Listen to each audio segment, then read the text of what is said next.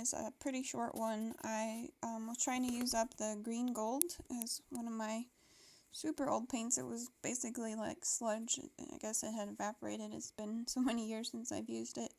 Normally I have good luck with blues and greens, but as I poured this one, I really didn't like it.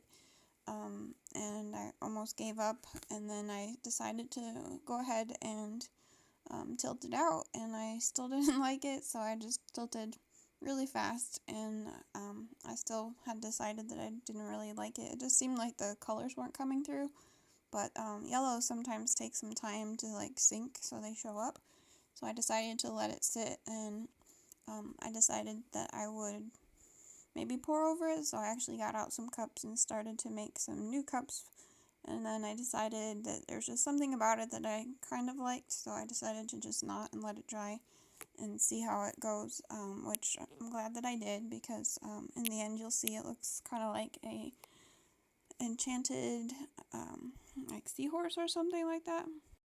It looks a lot like another video that I did. It was called like water sprite. I made this cute little sea creature. This one could go pretty well with that one, so I hope you enjoy this one.